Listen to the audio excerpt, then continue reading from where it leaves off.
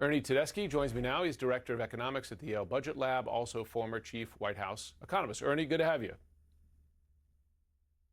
Thanks for having me.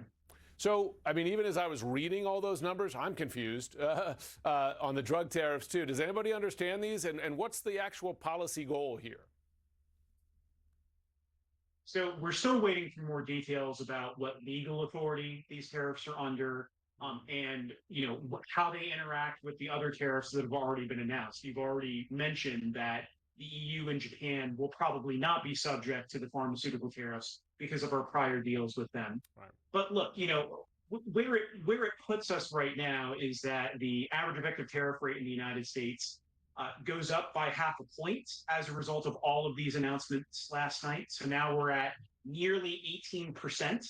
That's the highest tariff rate since 1934 in the United States. So all the way back to the Great Depression.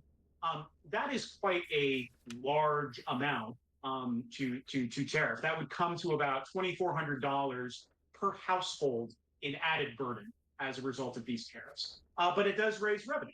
We estimate that all the tariffs that have been announced in 2025 so far would raise about $2.5 trillion over 10 years. So, there is a deficit, upside from all of this.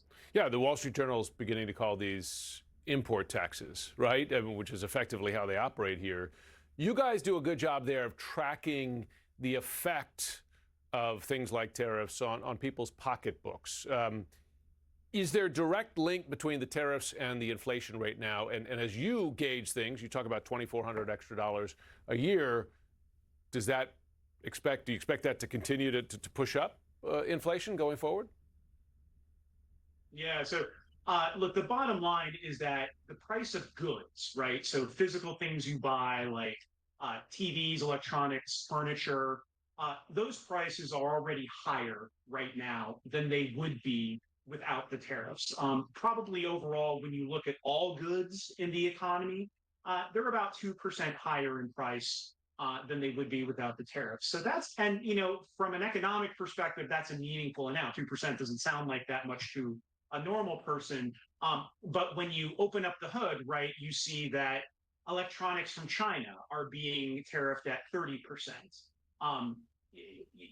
Bananas from places like Central America can be tariffed by 15, 20, 25%. And these are things that are never going to reshore back to the United States and create jobs. They, just because of lower labor costs, or in the case of things like banana and coffee, climate.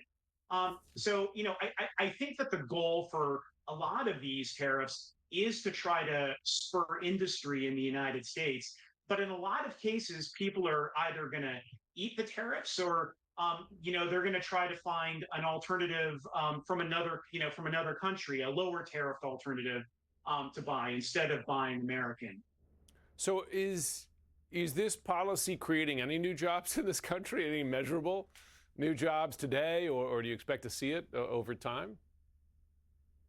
So like, as we've analyzed these tariffs ever since they were first announced back in February, and one consistent thing that we found is like, look, these tariffs do over many, many years will probably shift more jobs toward manufacturing in the United States. But the thing you have to remember about the United States is it's a big, rich country, but it's not infinitely big. It's not infinitely rich. If you do more of one thing, you still do less of another thing, even in the United States. And so these tariffs, while they increase manufacturing employment, they're going to reduce employment in sectors like construction and farming, because there's just not enough labor to go around. And if you stop, the inflow of immigration into this country, right, that's only going to exacerbate that problem because you have less labor supply.